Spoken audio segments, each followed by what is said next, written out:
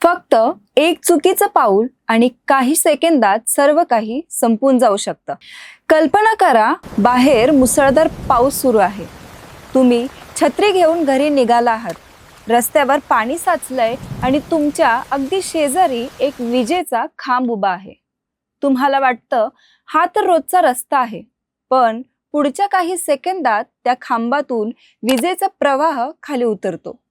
तो पाण्यात पसरतो आणि तुम्हाला काही समजायच्या आत हजारो व्होल्टेजचा करंट तुमच्या शरीरातून जातो. जीव वाचवायलाही वेळ मिळत नाही. मित्रांनो, ही एखाद्या सिनेमाची कथा नाही. पावसाळ्यात अशा घटना दरवर्षी घडतात. म्हणूनच महावितरणने नागरिकांसाठी एक अत्यंत महत्त्वाचा इशारा दिलेला आहे.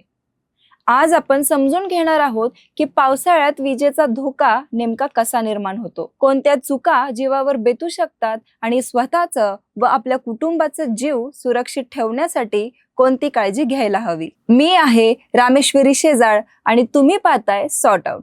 पाऊस म्हणजे फक्त थंडावा नाही. पावसाळा म्हणजे वीज वितरण यंत्रणेसाठी सर्वात कठीण काळ असतो. मुसळधार पाऊस, वादळी वारे, झाडांच्या फांद्या आणि रस्त्यावर साचलेलं पाणी, हे सगळं मिळून विजेच्या अपघाताचा धोका अनेक पटीने वाढतात. महावितरणाच्या माहितीनुसार वादळी वाऱ्यामुळे झाडे कोसळतात. ती थेट विजेच्या तारांवर पडतात. कधी तारा तुटतात तर कधी खांबांमध्ये बिघाड होतो आणि याच वेळी रस्त्यावर पाणी साचलेलं असतं, तर विजेचा प्रवाह त्या पाण्यात पसरण्याची शक्यता निर्माण होते.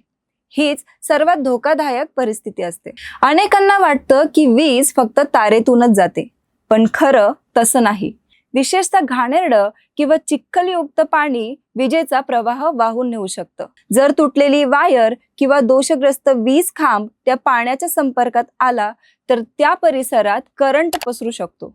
यालाच ग्राउंड पोटेन्शियल म्हणतात. म्हणजे धोका फक्त वायरला स्पर्श केल्यावरच नसतो, आजूबाजूच्या जमिनीत आणि पाण्यातही करंट असू शकतो. त्यामुळे वीज खांबाला हात न लावताही गंभीर अपघात होऊ शकतं. महावितरणने स्पष्ट इशारा दिला आहे. जर तुम्हाला तुटलेली वीज तार दिसली किंवा खांब वाकलेला दिसला, रोहित्राजवळ पाणी साचलेलं दिसलं किंवा कुठे स्पार्किंग होताना दिसलं, तर त्या परिसरात अजिबात जाऊ नका. स्वतःही सुरक्षित अंतर ठेवा आणि इतरांनाही सावध करा. कोणताही धाडसाचा प्रयत्न करू नका, कारण वीज डोळ्यांना दिसत नाही, पण तिचा परिणाम काही सेकंदात जीव घेऊ शकतो. धोका फक्त बाहेरच नसतो, घरामध्येही काही साध्या चुका मोठा अपघात घडवू शकतात. ओल्या हातांनी स्विच, प्लग किंवा कोणतंही इलेक्ट्रिक उपकरण हाताळू नका. घरात कुठे खराब वायर, सैल कनेक्शन किंवा स्पार्किंग होत असेल तर ते स्वतः दुरुस्त करण्याचा प्रयत्न करू नका. तातडीने तज्ञ इलेक्ट्रिशियनला बोलवा. लहान मुलांना विद्युत उपकरणांपासून दूर ठेवा आणि सर्वात महत्त्वाचं म्हणजे घरातील आर्थिंग व्यवस्थित आहे की नाही याची वेळोवेळी खात्री करून घ्या. पावसाळ्यात अनेक लोक नकळत एक मोठी चूक करतात. ओले कपडे वाळत घालण्यासाठी ते वायरवर किंवा केबलवर कपडे टांगतात. ही अत्यंत धोकादायक सवय आहे. त्याचप्रमाणे टीव्ही केबल, इंटरनेट वायर किंवा इतर तारा हाताळताना काळजी घ्या. जर त्या विजेच्या तारेच्या संपर्कात आल्या तर मोठा अपघात होऊ शकतो. समजा तुमच्या समोर एखादी व्यक्ती विजेच्या संपर्कात आली.